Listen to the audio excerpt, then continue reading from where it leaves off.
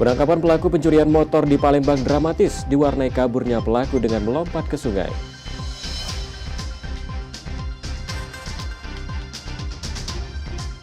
Banjir akibat pasang Sungai Musi dan tingginya curah hujan mulai ganggu warga dua wilayah di Palembang. Masih negosiasi dengan pemain asingnya, Sriwijaya FC terancam tanpa pemain asing saat play-off degradasi.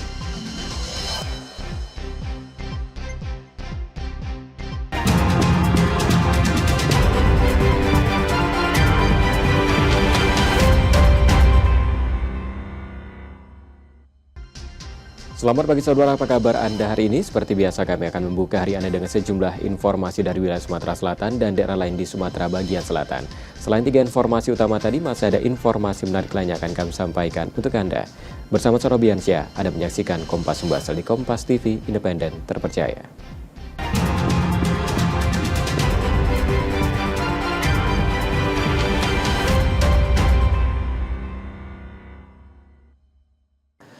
Kita awal informasi pertama, saudara, seorang pelaku pencurian sepeda motor di Palembang, Sumatera Selatan melompat ke sungai saat rumahnya digerebek polisi. Namun pelarian pelaku sia-sia karena salah satu anggota ikut terjun ke sungai dan menangkapnya.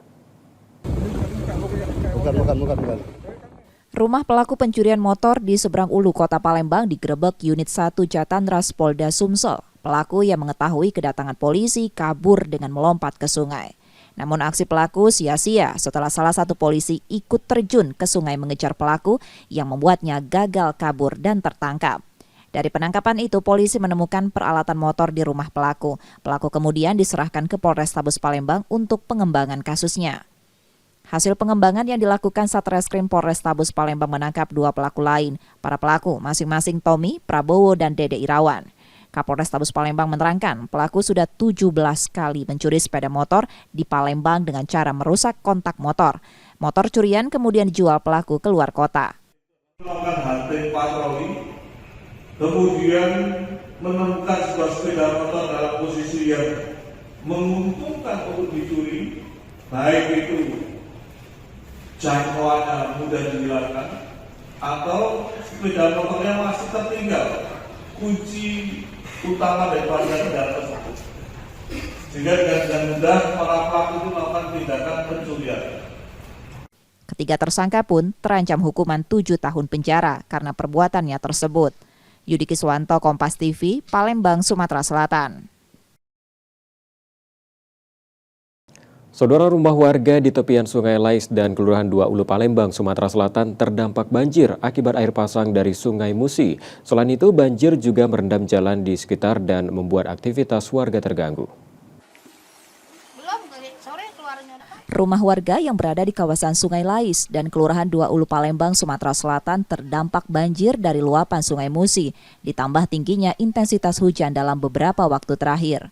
Warga menyatakan kondisi ini sudah dialami mereka yang tinggal di tepian Sungai Musi sejak awal tahun, bahkan ketinggian air kerap mencapai lutut orang dewasa. Air pasang yang masuk ke rumah warga tersebut terjadi saat siang dan mulai surut pada sore harinya. Banjir juga merendam akses jalan di permukiman sehingga membuat aktivitas warga terganggu dan tak jarang mereka harus menunggu air surut. Selain mengeluhkan sering terserang gatal-gatal, warga juga mengkhawatirkan hewan seperti ular dan lainnya masuk ke rumah mereka yang terbawa air banjir. Minta benari jalan kami ini rusak kalau minta tinggi ke jalan. Minta bantuannya lah, masyarakat yang kena banjir. Yang di laut itu lebih parah lagi, tenggelam nian. Banyaklah ya namanya banjir kan masuk rumah kan, istirahatnya terganggu. Di sekitar kita ini mungkin ada 10 rumah kan. Ini memang setiap tahun atau cak mana Pak? Setiap tahun. Setiap tahun. Tidak baca dikata ke banjir ya, kalau banjir terkenang nian dia. Tidak ada susurut lagi. Nah, setiap tahun belakang kan sampai sebulan. Banyak tuh tidak turun. Warga yang terdampak banjir akibat luapan Sungai Musi ini berharap agar pemerintah dapat berupaya mengatasi permasalahan ini. Reski Oktora, Mulklas Diferensial, Kompas TV, Palembang, Sumatera Selatan. Saudara, tim kerja Pusat Kajian Sejarah Sumatera Selatan kembali menemukan prasasti pembangunan kantor ledeng atau yang saat ini dikenal dengan kantor Wali Kota Palembang. Prasasti yang ditemukan ini berada di bagian kiri pintu masuk bangunan.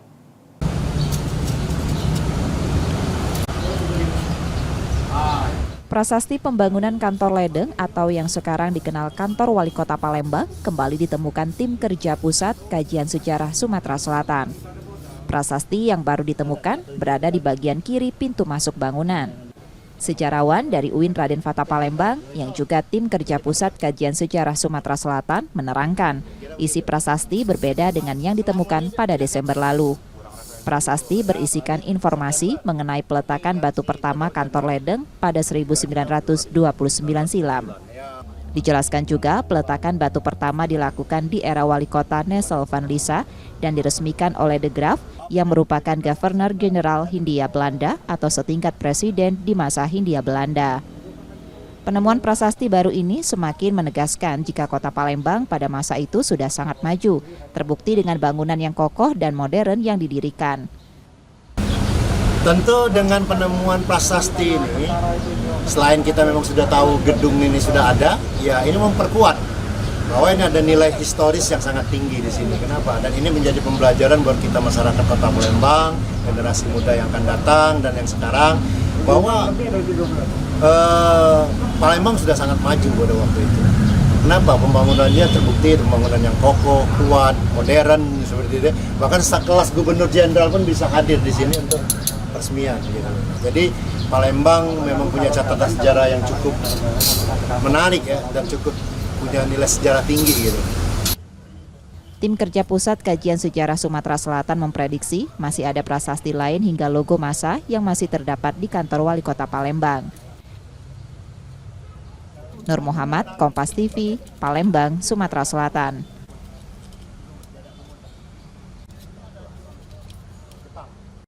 Usai jeda, saudara, kami masih akan hadirkan sejumlah sorotan menarik lainnya. Tetaplah di Kompas Sumbasel.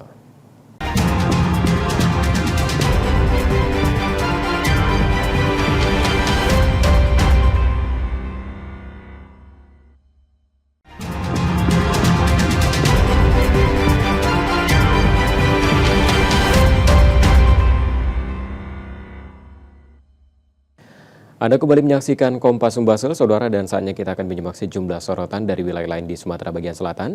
Berikut laporan dari Lampung dan Kepulauan Bangka Belitung. Kejaksaan Tinggi Lampung melalui asisten tindak pidana khusus menggeledah rumah pribadi Bupati Lampung Timur, Dawam Raharjo pada Kamis malam lalu. Penggeledahan dilakukan atas dugaan kasus korupsi penataan gerbang rumah jabatan Bupati Lampung Timur dengan pagu anggaran 6,9 miliar rupiah. Dari penggeledahan ini, petugas menyita sejumlah barang mewah berupa tas dengan merek ternama, mobil, perhiasan, jam tangan, hingga sertifikat tanah dan uang tunai.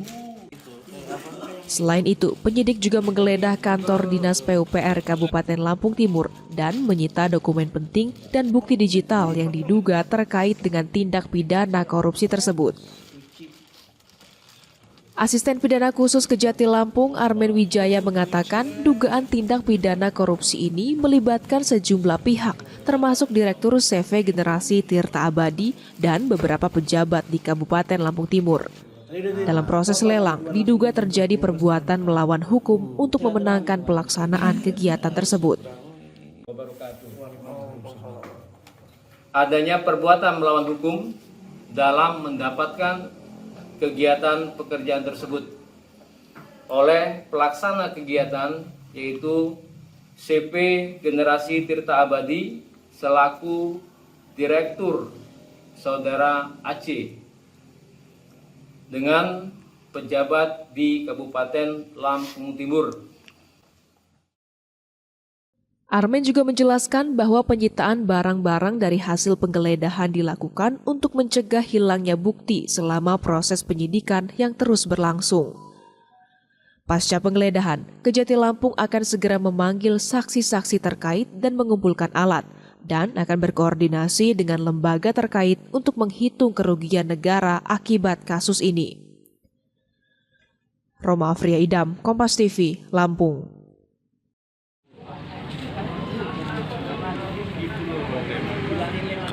Bikin heboh, seorang ibu warga desa Waiareng, Kecamatan Mataram Baru, Kabupaten Lampung Timur, Lampung, tega menghabisi nyawa bayi kandungnya sendiri yang masih berusia 6 bulan. Pelaku melakukan aksi pembunuhan terhadap korban dengan menggunakan senjata tajam, lantaran mengalami depresi akibat lelah mengurus anak dan suami yang jarang pulang. Hal ini diungkap oleh Kapolres Lampung Timur AKBP Beni Prasetya, yang juga mengatakan saat ini pelaku dalam perawatan medis lantaran sempat meminum racun usai membunuh sang buah hati. Untuk motif, tersangka saudari Umida Siva ini melakukan pembunuhan karena depresi akibat mengurus anaknya yang banyak, kemudian suaminya jarang pulang ke rumah. Kasus pembunuhan bayi. Saat ini jasad korban sudah dimakamkan oleh pihak keluarga. Sementara kasus ini masih ditangani Polres Lampung Timur. Roma Afria Idam, Kompas TV, Lampung. Kecelakaan maut terjadi di Jalan Ketapang, Pangkal Pinang, Kepulauan Bangka Belitung pada Sabtu petang. Kecelakaan maut ini melibatkan sepeda motor dengan mobil dari arah berlawanan. Akibat dari kejadian ini, 1 orang meninggal di tempat kejadian. Korban pun langsung dievakuasi.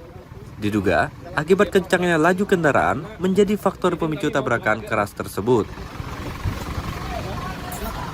Kondisi korban dalam keadaan meninggal dunia. Tapi tadi kan karena ramai tadi kan jalan macet, Pak Babin pun berinisiatif membantu lalu lintas agar warga yang berlalu lalang tidak susah lewat. Untuk kondisi kendaraan seperti apa?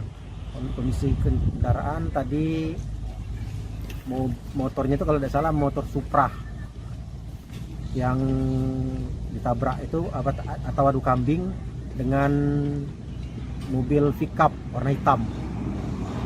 Untuk motornya tadi itu kondisinya dalam keadaan hancur di depan, itu sudah dibawa juga lewat pakai mobil pickup. Saat ini, semua para korban telah dibawa ke rumah sakit terdekat untuk menjalani perawatan. Sementara korban yang meninggal dunia belum diketahui identitasnya karena tidak ada satupun kartu identitas di saku korban.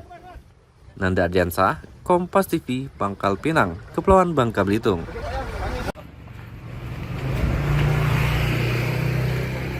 Bono alias RO diringkus lantaran diduga melakukan penikaman terhadap temannya Dodi di kontrakan pelaku. Kejadian ini bermula ketika korban terus-menerus menagih hutang ke pelaku yang menyebabkan ketegangan di antara keduanya. Kesal dengan perilaku korban yang terus menagih, Bono mengambil senjata tajam dari tasnya dan menusuk punggung korban sebanyak 2 kali. Setelah ditusuk, korban pun berusaha melarikan diri. Warga setempat yang melihat kejadian tersebut segera memberikan pertolongan terhadap korban dan dilarikan ke rumah sakit.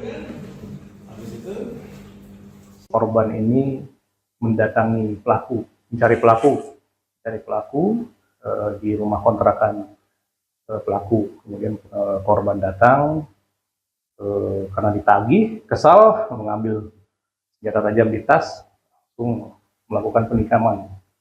Yang dilakukan penikaman di punggung belakang. Jika akan melakukan penikaman yang kedua, korban melarikan diri. Jadi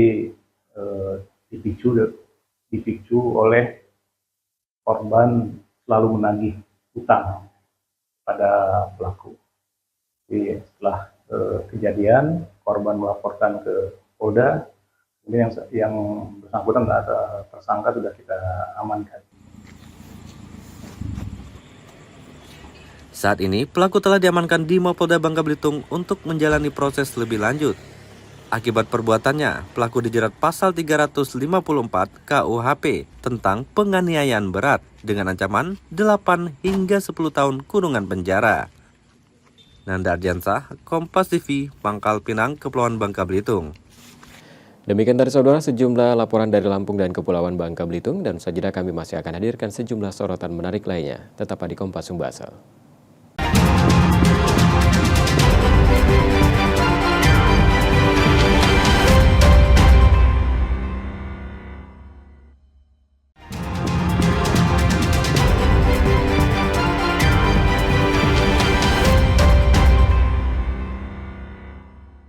Kembali Anda menyaksikan Kompas Sumbasel, saudara, dan selanjutnya kita akan menyimak sejumlah sorotan dari Bengkulu. Berikut laporan selengkapnya. Dari data Dinas Kesehatan Provinsi Bengkulu, terdapat sebanyak 3.410 warga Bengkulu menderita penyakit tuberkulosis. Ribuan kasus tersebut ditemukan melalui screening yang dilakukan oleh petugas di fasilitas kesehatan. Dari jumlah temuan kasus tersebut, capaian penjaringan penderita TBC di tahun 2024 baru sekitar 50% dari insidensi sebanyak 7.773 orang. Penjaringan akan kembali dilakukan melalui screening kesehatan di tahun ini. Temuan kasus tertinggi berada di Kota Bengkulu, yakni sebanyak 1.231 orang. Sedangkan temuan kasus paling rendah berada di Bengkulu Tengah berjumlah 58 orang. Dinkes Provinsi Bengkulu meminta setiap wilayah, khususnya dengan capaian paling rendah, agar terus gencar melakukan screening penyakit. Temuan kasus ini, peningkatan ini karena terjadi peningkatan screening juga untuk TBC.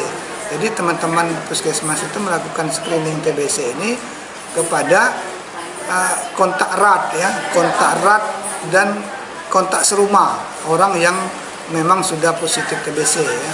Nah, kemudian juga melakukan di lapas dan melakukan screening kepada masyarakat yang memiliki gejala TBC. Masyarakat diminta tidak takut memeriksa diri ke fasilitas kesehatan jika didapati adanya gejala mirip TBC. Bayazir Al-Rehan, Kompas TV Bengkulu. Kasus penyakit ngorok yang menyerang ternak sapi dan kerbau milik warga kini kian meluas dan hampir menyebar di seluruh kabupaten kota di Provinsi Bengkulu. Dari data Dinas Peternakan dan Kesehatan Hewan Provinsi Bengkulu, tercatat sebanyak 1.126 kasus ngorok tersebar di beberapa kabupaten kota, sementara ribuan ternak lainnya beresiko tinggi terjangkit. Kasus kematian terakhir terjadi di Kota Bengkulu yang menyebabkan 47 ekor kerbau milik warga mati. Penyakit ngorok atau SE ini menyebar dengan cepat dan sulit dikendalikan jika ternak sudah terjangkit. Dinas Peternakan saat ini fokus pada pemberian vaksin ke hewan ternak yang sehat agar membatasi akses masuknya hewan dari luar daerah. Kita fokuskan dulu untuk daerah yang kita anggap risiko paling tinggi. Jadi kita kan tahu Bengkulu Utara sama Muko-Muko itu kan populasi ternak kerbau dan sapi sangat tinggi di sana. Jadi dan sampai saat ini belum ada kasus yang kita temukan untuk penyakit SE di sana dalam beberapa tahun terakhir ini, sehingga itu yang kita harus jaga dulu. Jadi sifat vaksin kan untuk memproteksi hewan-hewan yang sehat supaya jangan terserang.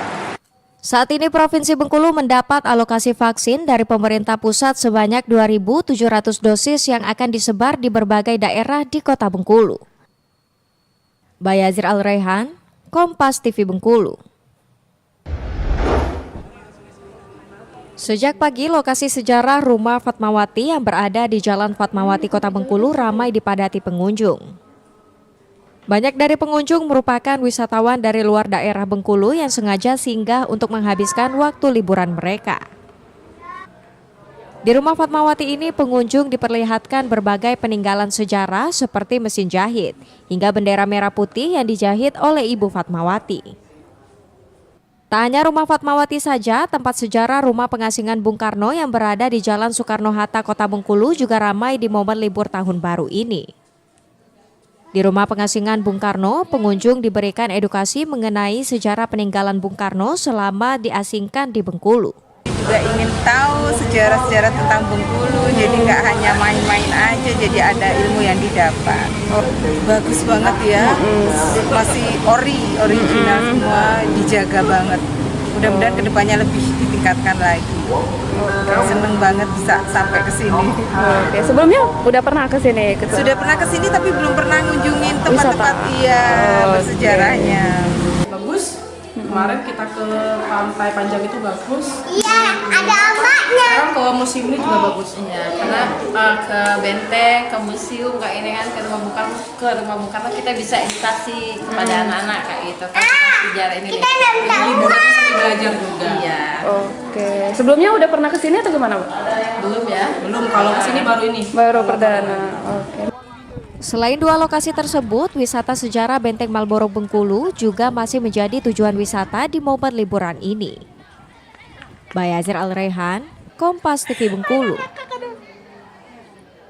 Demikian tadi saudara sejumlah sorotan dari wilayah lain di Sumatera bagian selatan, dan Saudara Kompas Sumbaso masih akan kembali dengan informasi lainnya. Tetaplah bersama kami.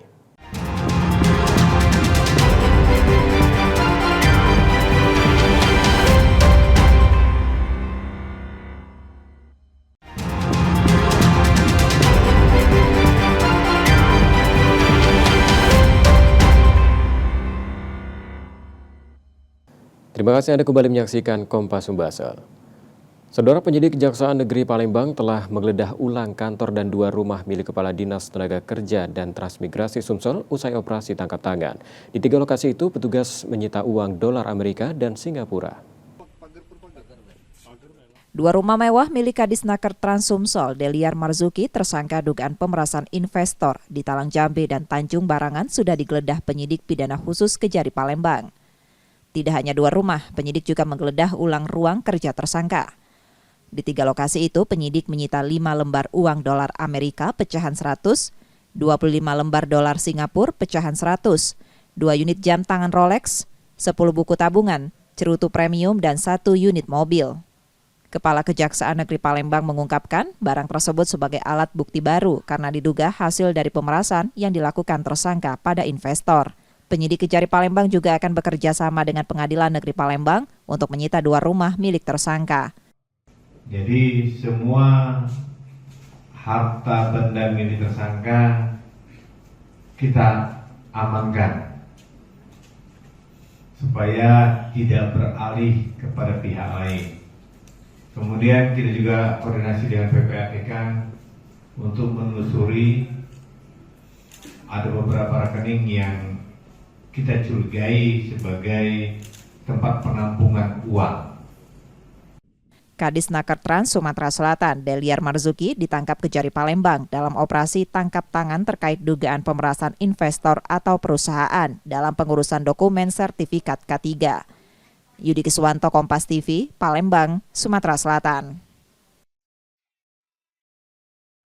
Saudara, sebelum ditangkap Kejaksaan Agung, Rudi Suparmono, bekas Ketua Pengadilan Negeri Surabaya, sudah ditugaskan sebagai Hakim Utama Muda di Pengadilan Tinggi Palembang. Namun belum sempat dilantik sejak SK turun pada Oktober 2024.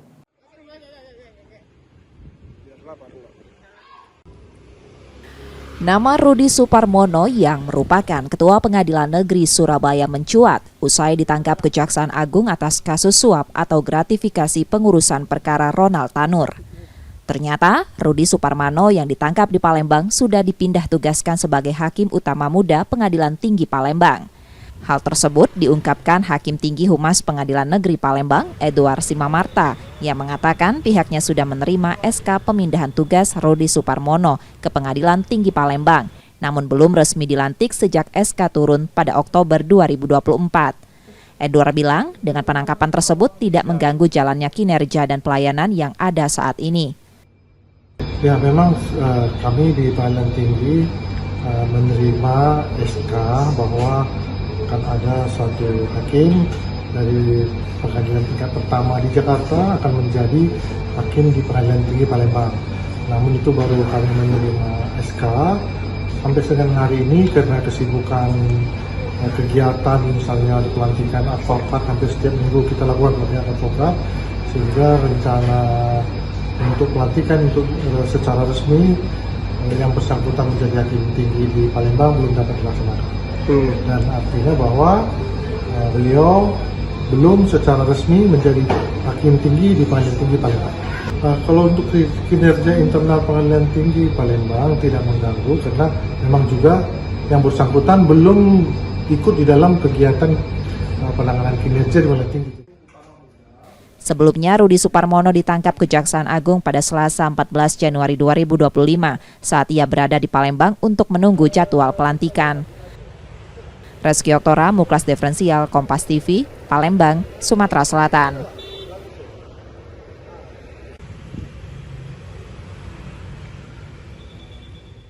Saudara Kapolda Sumsel Irjen Andi Rian Jayadi perintahkan mencopot jabatan Ibtu M. Yunus, oknum polisi yang menendang pengendara sepeda motor hingga terluka di Kota Prabu Muli. Sementara korban saat ini masih menjalani perawatan di rumah sakit.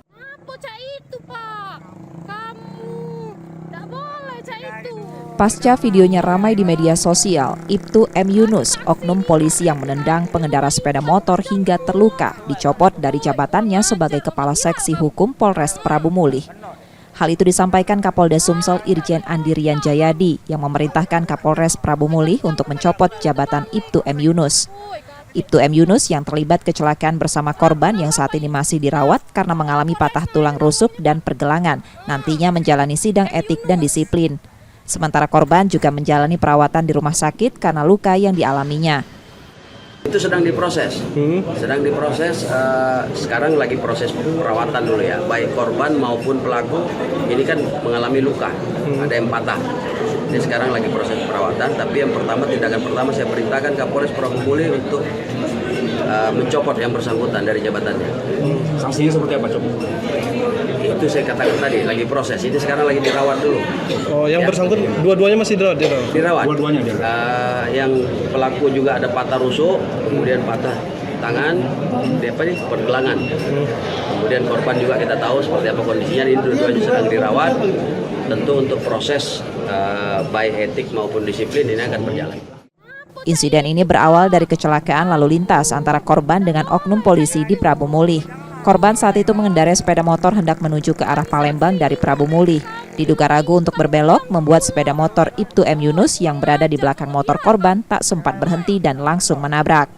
Reski Oktora, Muklas Diferensial Kompas TV, Palembang, Sumatera Selatan.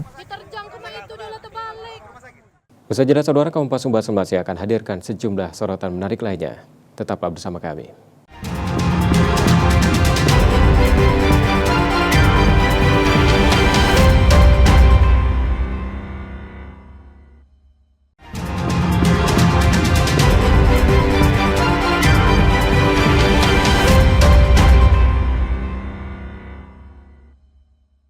Anda kembali menyaksikan Kompas Sumbawa. Saudara, pelaku pencurian tewas diamuk warga karena melakukan perlawanan saat diamankan. Usai ketahuan akan beraksi di salah satu rumah kosong di kawasan Kebun Bunga Palembang, Sumatera Selatan. Pelaku bahkan melukai salah satu anggota TNI yang mencoba menghentikan aksinya tersebut.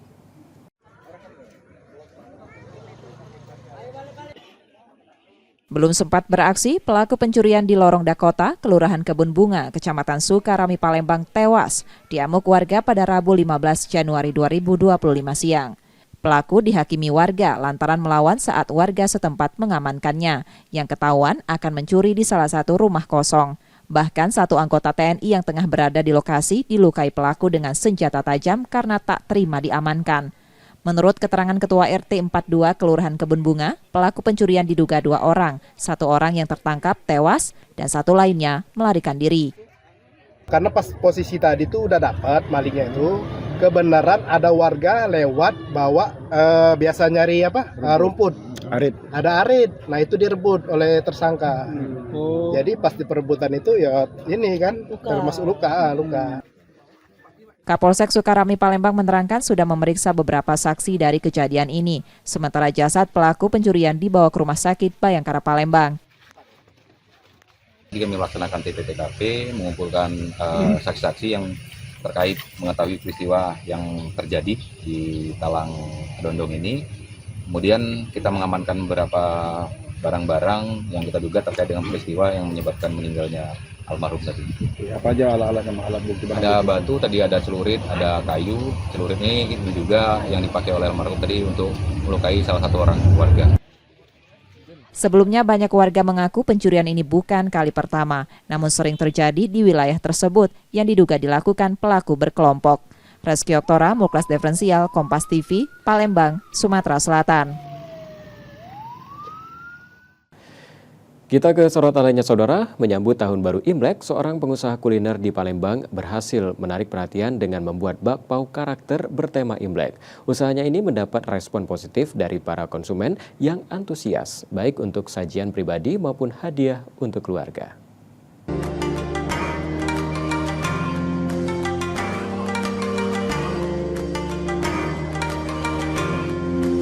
Desi Permatasari, pengusaha kuliner di Palembang, mengaku setiap Imlek selalu mencoba menghadirkan sesuatu yang spesial. Tahun ini, ia membuat bakpao karakter seperti Koko dan Cici agar lebih menarik. Desi mengungkapkan ia mulai menekuni bisnis bakpao karakter sejak 2015, terinspirasi dari kreasi kuliner di daerah lain. Proses pembuatannya menggunakan bahan-bahan sederhana seperti tepung terigu, gula halus, ragi, air, mentega, dan pewarna makanan. Setelah adonan siap, dibentuk sesuai karakter yang diinginkan, seperti Koko dan Cici. Bakpao kemudian diisi coklat, dibiarkan mengembang, lalu dikukus selama 10 menit. Bakpao karakter ini dijual dalam 2 pilihan kemasan, yakni 6 buah seharga Rp50.000 dan 9 buah seharga Rp80.000. Desi mengaku permintaan mulai meningkat sejak 10 hari menjelang Imlek dengan penjualan mencapai 100 packs. Menjelang Imlek itu sekarang alhamdulillah ya padat, jadi sehari itu bisa 20 pack atau 30 pack. Karakter apa sih yang paling Karakter Imlek itu jadi kita tema gongsi pakcai. Ya, jadi ada Koko, Cici, lampion, jeruk, sakura yang bertemakan tentang Imlek. Pembeli bakpao karakter tertarik karena bentuknya yang lucu dan harganya terjangkau. Saya ngambil paket baper pau. Ini pesennya udah berapa lama? Udah sekitar 3-4 hari yang lalu. Ini baru jadi ya? Ya, ini baru untuk jadi. apa ini? Ini untuk diberikan kepada saudara saya, terutama kepada adik-adik saya. Oh, jelang ini ya? Ya, menjelang Imlek. Yep. Rencana mungkin di hari Imlek, karena kan ini juga bisa tahan lama ya, kalau kita simpan di chiller atau di frozen. Desi berharap kreasi bakpao karakter ini dapat memberikan warna tersendiri dalam perayaan Imlek, bukan hanya makanan, namun juga membawa kebahagiaan bagi penerimanya. Muhammad Reza Pahlevi, Kompas TV, Palembang, Sumatera Selatan. Saudara, saudara Kompas Sumbasel masih akan memberikan Anda sejumlah sorotan menarik lainnya. Tetaplah bersama kami.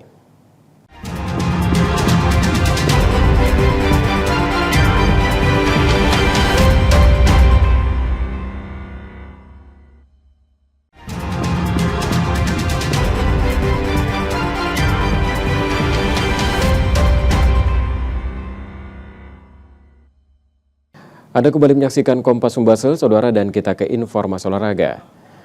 Sriwijaya FC terancam tidak diperkuat pemain asing pada play-off degradasi Liga 2 2024-2025.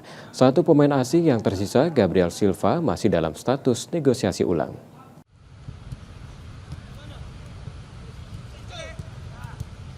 Menghadapi play-off degradasi Liga 2 2024-2025, Sriwijaya FC terancam tidak diperkuat pemain asing. Satu pemain asing yang tersisa, Gabriel Silva, telah berakhir kontraknya. Namun meski kontrak berakhir, manajemen Sriwijaya FC tetap mendaftarkan Gabriel Silva ke dalam skuad. Sebab Gabriel saat ini masih bernegosiasi terkait nilai kontrak barunya. Ya, artinya Gabriel perlu negosiasi ulang lah dengan kita ya.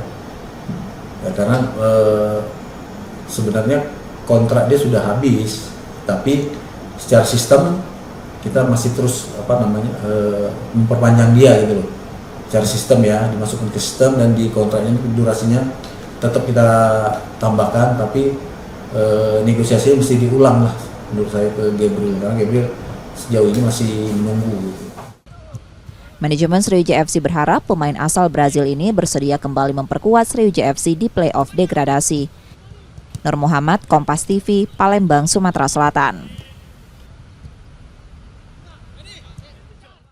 Sementara itu, saudara, Sriwijaya FC mendaftarkan 12 pemain baru menghadapi play-off degradasi Liga 2. Manajemen Sriwijaya FC berharap pemain baru yang didaftarkan mampu menambah kekuatan Laskar Wongkito.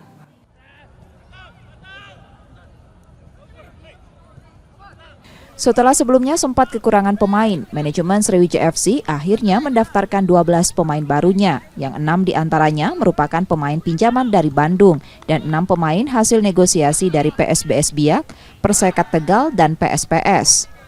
Total pemain Laskar Wongkito yang ada sebanyak 27 pemain yang akan memperkuat Sriwijaya FC di play-off degradasi. Manajemen Sriwijaya FC memastikan pemain baru yang didaftarkan pada penghujung penutupan bursa transfer merupakan rekomendasi pelatih kepala Henry Susilo. Pemain yang kita datang semua rekomendasi dari KUD ya. Jujur semalam sampai 2 jam sebelum penutupan kita masih negosiasi pemain. Dapat pemain Riau Apipul yang dipinjamkan ke kita, satu lagi dari Persika Tegal itu striker. Mengingat kita negosiasi dengan pemain asing ternyata nggak berhasil kan, jadi kita cepat cari striker malam itu juga. Tinggal 2 jam penutupan dapat striker dari Persika Tegal yang dipinjamkan ke kita. Dengan tambahan pemain ini, kuota minimal 18 pemain sudah terpenuhi, sehingga Sriwijaya FC bisa tampil di play-off degradasi Liga 2. Nur Muhammad, Kompas TV, Palembang, Sumatera Selatan. Saudara, kami masih akan hadirkan sejumlah sorotan menarik lainnya. Kompas Sumbaksel akan segera kembali.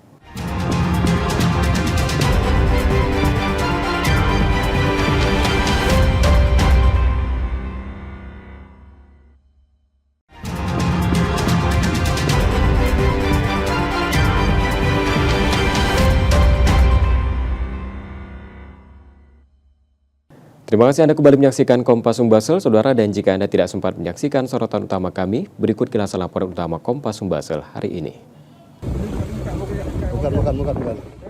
Rumah pelaku pencurian motor di seberang Ulu, Kota Palembang digerebek unit 1 Jatandras Polda Sumsel. Pelaku yang mengetahui kedatangan polisi kabur dengan melompat ke sungai. Namun aksi pelaku sia-sia setelah salah satu polisi ikut terjun ke sungai mengejar pelaku yang membuatnya gagal kabur dan tertangkap. Dari penangkapan itu, polisi menemukan peralatan motor di rumah pelaku. Pelaku kemudian diserahkan ke Polrestabes Palembang untuk pengembangan kasusnya. Hasil pengembangan yang dilakukan Satreskrim Polrestabes Palembang menangkap 2 pelaku lain. Para pelaku masing-masing Tommy, Prabowo, dan Dede Irawan. Kapolrestabes Palembang menerangkan pelaku sudah 17 kali mencuri sepeda motor di Palembang dengan cara merusak kontak motor. Motor curian kemudian dijual pelaku ke luar kota. Kemudian menemukan sebuah sepeda motor dalam posisi yang menguntungkan untuk dicuri, baik itu jangkauannya mudah dihilangkan atau sepeda motornya masih tertinggal kunci utama daripada kendaraan tersebut, sehingga dengan mudah para pelaku itu melakukan tindakan pencurian. Ketiga tersangka pun terancam hukuman 7 tahun penjara karena perbuatannya tersebut. Yudi Kiswanto, Kompas TV, Palembang, Sumatera Selatan.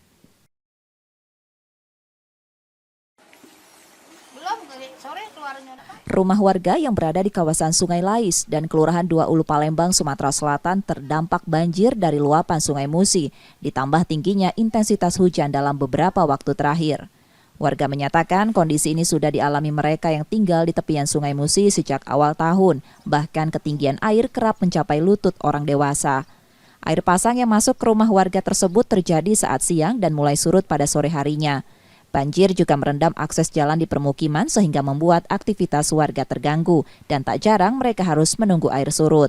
Selain mengeluhkan sering terserang gatal-gatal, warga juga mengkhawatirkan hewan seperti ular dan lainnya masuk ke rumah mereka yang terbawa air banjir. Minta benari jalan kami ini rusak kalau minta tinggi ke jalan. Minta bantuannya lah, masyarakat yang kena banjir. Yang di laut itu lebih parah lagi, tenggelam nian. Banyaklah ya namanya banjir kan masuk rumah kan, istirahatnya terganggu. Di sekitar kita ini mungkin ada 10 rumah kan.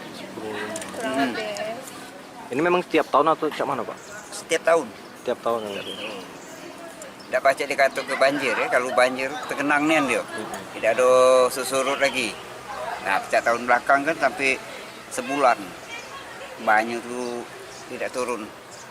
Warga yang terdampak banjir akibat luapan Sungai Musi ini berharap agar pemerintah dapat berupaya mengatasi permasalahan ini. Reski Oktora, Mulklas Diferensial, Kompas TV, Palembang, Sumatera Selatan.